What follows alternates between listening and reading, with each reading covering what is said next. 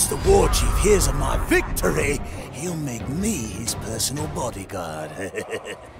And how does this help me?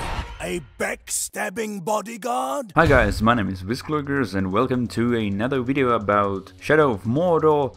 I've been thinking about the game, and I bet a lot of people are thinking right now that what games will be good and what games will suck, since the Battlefield 4, Destiny and the Watch Dogs weren't that successful.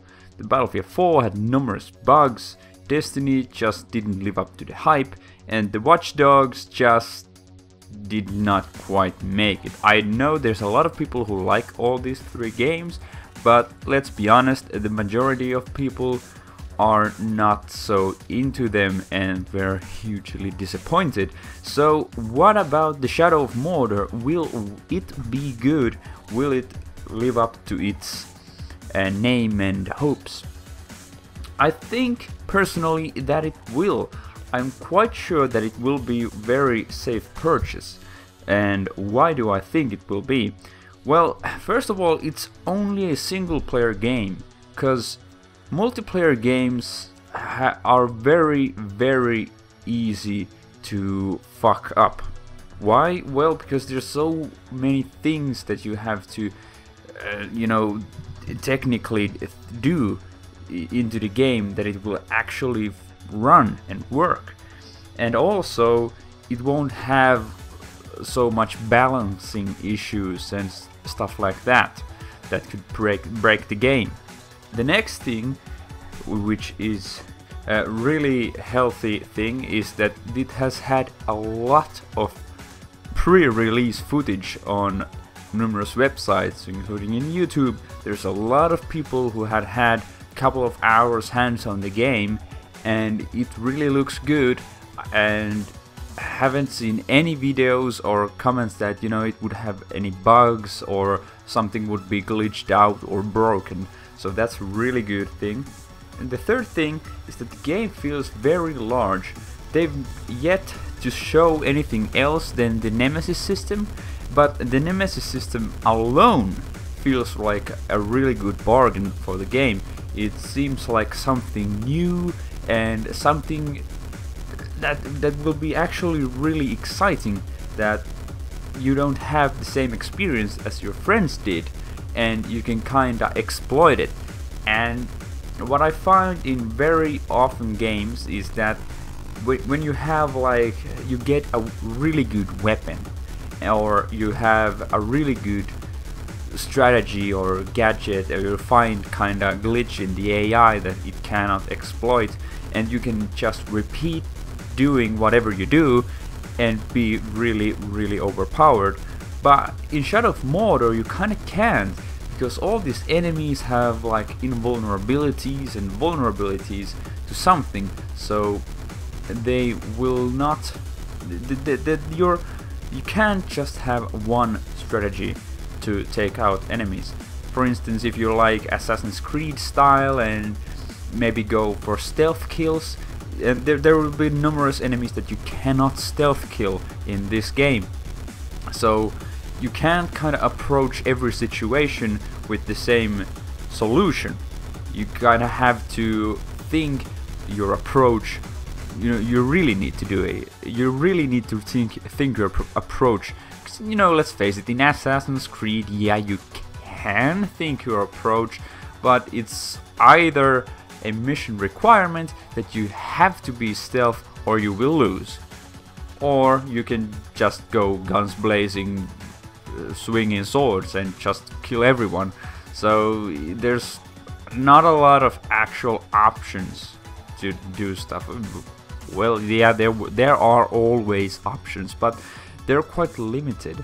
Well, in Shadow of Mordor there's a whole bunch of environmental hazards, and alone that the enemies, or the bosses that are generated, are always different, or basically always different. It adds kinda variety on how to approach, and I think it adds a lot of personality that they look different, they sound different, and then they have all these traits and skills and all manner of stuff. I'm really looking forward to that. The fourth thing, which is like very rare for games, but the release date of this game was actually moved forward when it was actually supposed to be. So it's actually next week's Tuesday. And this is very rare. I can remember the original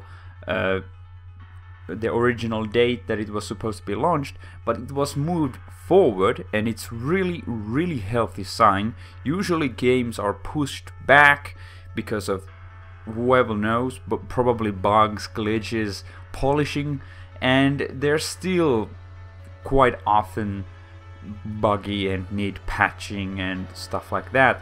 But this was actually moved forward, so it's really healthy sign that this game should be up to date and shouldn't have bugs and glitches on them that will break your game and ruin your experience.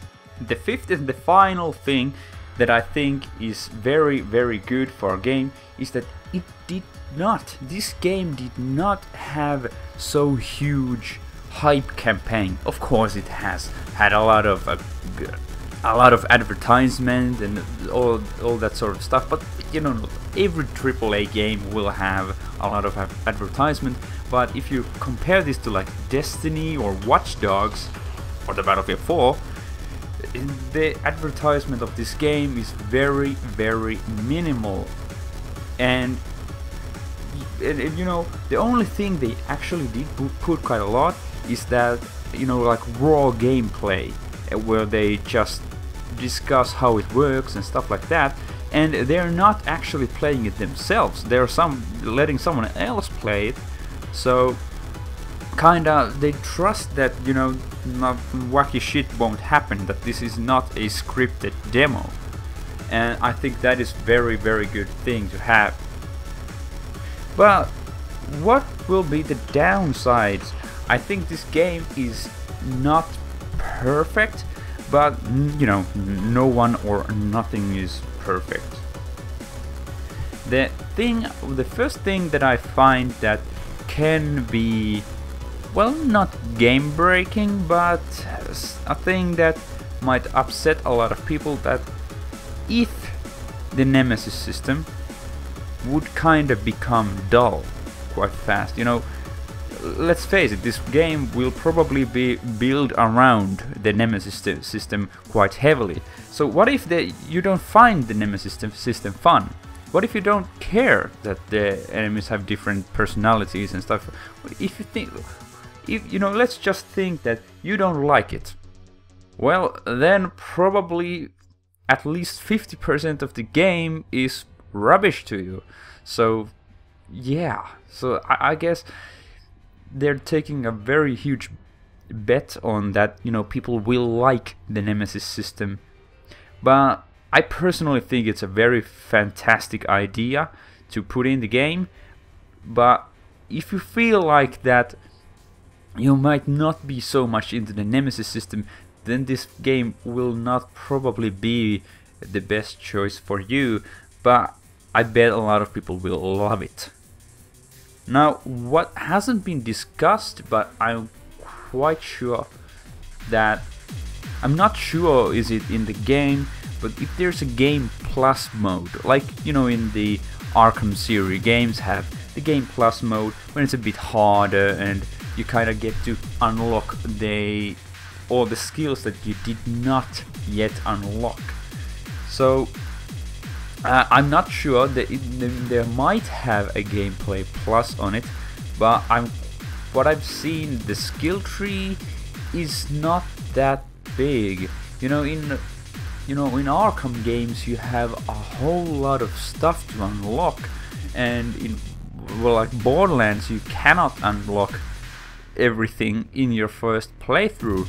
So I think that it would be really good that you kind of have something really over the top skills. You know, I mean like seriously, that you will be like a walking god when you go back to the normal game after the Game Plus. but I'm quite sure that's not gonna be in the game. But the game plus might be, but then it's just a little bit more challenge, which is really nice to have. But I would like the idea that the skill tree would kinda continue, and maybe they could add there like some passive boosts and stuff like that. So everything wouldn't have to be like skill based, that you have a new ability or skill to use. You could just have like a bit more damage or speed or momentum, or I don't know. But it would be really nice to be like, you know, really powerful. But you know, the gameplay plus would kinda even that out, so that the enemies would also be a lot smarter and a lot tougher, and so on. The third thing that I kind of feel like that the game should have, and it kind of has, but they kind of also fucked it up a bit, is that visual customization. They have a couple of different skins that you can use on your player model, but they are DLC and pre-order bonuses, and I think this kind of hurts the game. I would personally love that it would have some kind of a deeper customization system. You know, there could be kind of items and loot that you could gain, but I don't think that is very. I think the rune system works very well. It looks cool that you can stack up the runes, that even when you get some minor ones and not that good, you can actually stack them, and while you play the game like the second time through and you get those same runes, it will actually make a fucking difference, so that you don't just have a bunch of shitty runes that you will never use because they are because you have like far more better ones. It's really intelligent thing to do that they stack up. But you know, this kind of means that then you cannot have like a inventory system and like bull loot and gear. But I would still think that it would be far better that it would have some customization. The character model will change appearance as you play the main campaign, but I don't know. You know, something like Assassin's Creed style would be alright, that you can make or kind of find materials or something, do challenges, and then you can go somewhere and change your outfit. That would be cool, and it's okay to have like a DLC costumes and that kind of stuff. But if your only options are vanilla skins or DLC skins, that's just disappointing. But yeah, that will remain to be seen. I don't know if there can be some optional skins for your character model, but what I've understood, they are only DLC, which is a bummer. But I'm sure that if you like The Lord of the Rings, and especially if you like to play Assassin's Creed style games, and you know, Assassin's Creed overall, and you think the Nemesis system is a great idea and great addition, and you think the rune system is fine, and you kind of don't need an inventory system and like Borderlands loot system, this game will be a really good pick for you. And I hope so much that it will live up to all of its advertisements and content that's been put on YouTube and all the medias, that it will be just like that, and everyone will be happy, and I will be so buying this game, and I hope you will buy it too if you like it. So that's my thoughts about the game and the upcoming release. I will pick it up on release date, and I will at least try to stream it on PS4. Remains to be seen how that works out, but I will stream it. If you would like to see the stream, it will be at twitch.tv, and you will find me there with the nickname of Visklugers, unsurprisingly. So, what are your thoughts about this game? Leave your thoughts about this game into the comment section. Put the thumbs up if you like this video, and I hope that I will see you in the next video.